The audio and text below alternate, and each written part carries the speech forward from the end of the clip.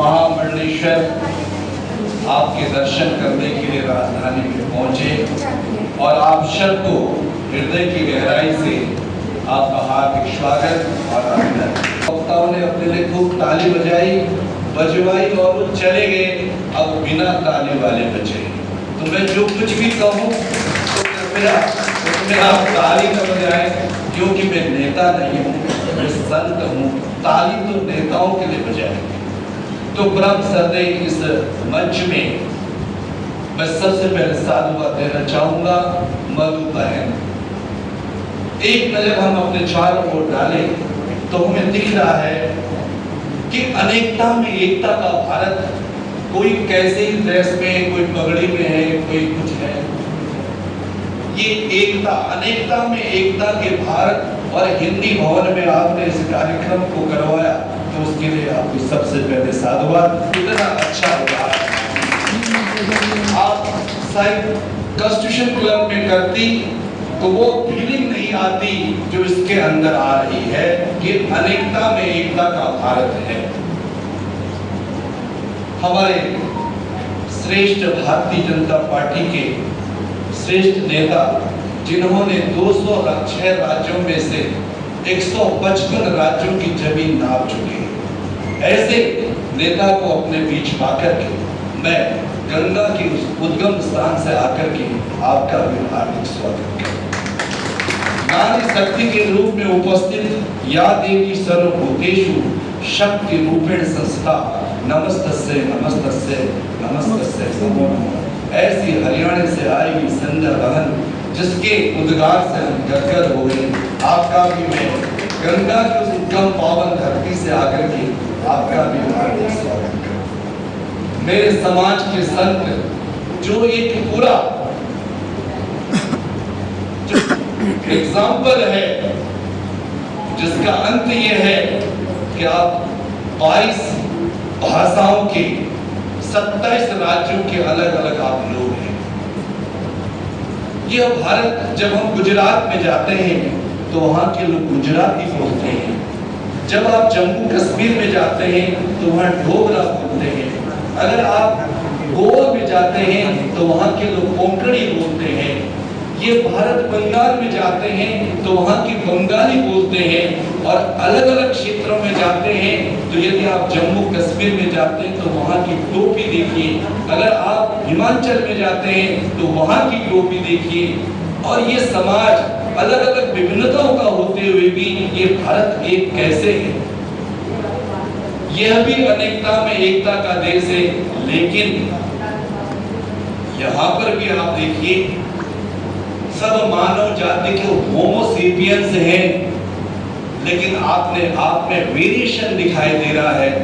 लेकिन साधु समाज में, चाहे वो गुजरात में होगा, चाहे वो अफ्रीका में होगा, चाहे वो अमेरिका में होगा, इस सनातन की एकता और अनेकता हम दोनों यहाँ बैठे हैं तो हमारा परिवेश, हमारा वेशभूषा एक जैसा है।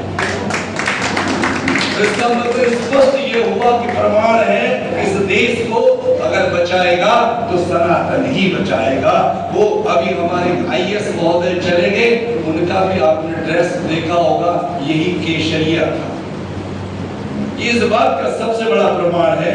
इसीलिए इस देश को सनातन जूना अखाड़ा विश्व का सबसे बड़ा अखाड़ा है, जिसमें हमारे 72 युवा सैनिक भर्ती है और 10,000 माताएं इस सनातन के लिए काम करती। अपने डॉक्टर साहब जी ने यहाँ पर आकर के अपने न्यूरोलॉजिस्ट में जो भी उन्होंने कहा, उसमें भी एक भारत, श्रेष्ठ भारत की जो बात आ रही थी, आपकी और हम सब की किडनी एक समान होगी शायद, अलग अलग तो होगी नहीं। मैं उनकी बात से आपको एक संदेश देना चाहता हूं कि आप सभी सबसे पहले इस बात को करने से पहले स्वीकार करना सीखो। मैं काला क्यों हूं, मैं गोरा क्यों हूं, मैं छोटा क्यों हूं, मैं बड़ा क्यों हूं। अब हम इंडोक्राइनोलॉजी में तो सभी को डॉक्टर नहीं बना सकते। हूं तो हूं भाई, उसको स्वीकार करो। जिस दिन हम लोग स्वीकार कर जाएंगे अग्रवाल साहब का बहुत बहुत साधुवाद कि जो आपने आंकड़े पेश किए हमें 1952 से लेकर 1958 तक की याद इन युवाओं को देना पड़ेगा। उस समय का वोटिंग रेट आपका मात्र 48% था, टिल टुडे मात्र 68% है। तो अच्छा आदमी कैसे आए? कौन दे रहा है वोट? वोटिंग रेट क्या है? वोट कौन दे रहा है? डॉक्टर साहब तो लाइन में खड़ा होना पसंद नहीं करेंगे, उद्योगपति तो लाइन पे खड़ा होना पसंद नहीं करेगा, वहां वोट देने कौन जा रहा है? कवित्री बहन को भी साधुवाद, आपने नोएडा गाजियाबाद से आकर के अपनी वाणी से इन सबको यह विरासत में दे दिया। लेकिन ये जो इतने सारे लोग यहाँ पर लगे हुए हैं, एग्जाम्पल ले लीजिए, रामचरितमानस को अवधी में लिखा गया, लेकिन अवधि का ट्रांसलेट कर कर के लोग अपनी भाषाओं में पढ़ रहे हैं। तो यह क्या अनेकता में एकता का विषय नहीं है? एक भारत श्रेष्ठ भारत नहीं है? ये तो अखंड भारत है। आदि अनादिकाल से यह भारत अखंड था, अखंड है और अखंड रहेगा, क्योंकि जिसका जन्म नहीं होता है वो मरता नहीं है। ये तो अखंड भारत है। जिसका जन्म होता है वो मरता है। पाकिस्तान का जन्म हुआ था, बेचारा इमरान कहाँ जाए? अरे हमसे दोस्ती कर लेता। आज तेरे पाकिस्तान में 400 रुपया किलो आलू हो रहा है। अगर तू थोड़ी मोदी जी के साथ दोस्ती कर लेता तो कम से कम अपने उत्तर प्रदेश के आगरा के 10 कुंटल आलू तो भेज ही देते। यहीं पर समझने की आवश्यकता है। Knowledge structured in consciousness. Bharat हमेशा चेतना की बात करते आया है। ये चेतना का देश है। ये भारत ऐसे नहीं बना है साहब। इसकी गहराई में हम जब उतरते हैं तो हर जगह फिलॉसफी दिखाई, चाहे वो चंद्रा स्वामी जी आए, चाहे वो हमारे कई ऐसे ऐसे स्वामी जी आए, उन्होंने केवल भारत की बात कही। आज हमारे दिनेश जी क्या बात कर रहे हैं? एक नेता खड़े होने में कितना टाइम लगता है? सामने देखिए हमारे पूर्व विधायक जी हैं, मैं तो इनका कायल हूं कि जिन्होंने अपनी बात ऐसे दमदार ढंग से रखी कि आपके ऐसे क्रांतिकारी शब्दों को सुनकर के अगर जब कभी अगर दिल्ली में आपका चुनाव हो तो अगर हमारी आवश्यकता हो तो हम हिमालय से जहां -3 में रहते हैं हम भी आपके साथ आएंगे। इस ऊपर में भी आप कहते हैं कि मैं सवाल को आपसे अनुरोध किया था कि ताली मेरे लिए नहीं, मानी जौहरी साहब के लिए ताजा करेंगे। बस मैं छोटी सी बात कहना चाहूंगा, इन बच्चों को कुछ नहीं कहना है। स्पष्ट है आपका इतिहास, स्पष्ट है आपका इतिहास। हम क्यों जाए? इतिहास ने आपको ताजमहल बना के दिया, इतिहास ने आपको कुतुब मीनार बना के दिया, इतिहास ने आपको अक्षरधाम बना के दिया। इस देश में मंदिर भी है, मस्जिद भी है, जैन धर्मशालाएं भी है, उसके बाद भी हम सब एक हैं। हमें पढ़ने की आवश्यकता ही नहीं है। हमारा इतिहास हमको ये बताता है, हमारा भूगोल बता रहा है कि एक नंदा देवी, कंचनजंगा, अलग अलग राज्यों में जाते हैं तो वहाँ का हिमालय और वहाँ का भूगोल भी अनेकता में एकता का प्रतीक है। हम बच्चों को क्या पढ़ाएं? सबसे बड़ा जो बात हमारे अग्रवाल साहब ने कहा, क्षमा प्रभुता, आर्थिक व्यवस्था, अगर ये मेरा कुतुब मीनार नहीं होता, मेरा ताजमहल नहीं होता, केदारनाथ नहीं होता, बद्रीनाथ नहीं होता, तो वहां की अर्थव्यवस्था क्या होती? अगर मेरे भारत में कुंभ मेले नहीं होते, एक कुंभ मेले में एक दिन में 3 करोड़ आदमी स्नान करने के लिए आता है, वो पैसा कहाँ जाता है? क्या हम एक दूसरे से जुड़े हुए नहीं है? क्या ये हमारा रेसिप्रोकल रिलेशनशिप नहीं है? ये बात तो पहले से ही थी, लेकिन पढ़ाते पढ़ाते आज माननीय मोदी जी के दिमाग में आई कि ये भारत श्रेष्ठ कब माना जाएगा? भारत तो पहले से ही विश्व गुरु था। अकबर के जमाने बिहार में जब हमारे अशोक जी थे, उस कार्यकाल में 29 यूनिवर्सिटियां बन चुकी थी। कहीं देश में किसी विश्व के किसी भी बटन में कोई स्कूल नहीं था, फिर भी तो गुरुकुल था भारत में। कहीं देश में कोई किताब नहीं छपी, मेरे संतों ने, मेरे सिद्ध पुरुषों ने, मनुष्यों ने वेद की रचना कर दी। अग्नि मेरे पुरोहितम यज्ञश्च देवम प्रतिविजय। क्या गजब की बात थी। उस वेद जिसको आप नॉलेज कहते हैं, वही फिर बात रिपीट किया होके आती है, ज्ञान चेतना में नहीं है। बहुत सारे हमारे यूनिवर्सिटी के लोग भी दिखाई दे रहे हैं। मैं माफी चाहता हूँ, हम किताबों में हम क्या पढ़ा रहे हैं, लेकिन ज्ञान तो चेतना में है। ज्ञान तो चेतना में उस चीज को निकालने की यहाँ पर आवश्यकता थी। जब से वो गुरुकुल खत्म हुए, ICSE आया, CBSE आया, आज भारत के 80% लोगों को मधु जी ये पता नहीं कि ICSE का हेडक्वार्टर कहाँ है, वहाँ का सर्टिफिकेट कहाँ छपता है। और हम बड़े सौभाग्यशाली है कि आज भारत में CBSE 24,000 स्कूल खोल के बैठा हुआ है, और विदेशों में 26 देशों में CBSE का पाठ्यक्रम हमारे हिंदू मैथोलॉजी के अनुसार चल रहा है। इसके लिए आप लोगों को हम उस गहराइयों में जाए।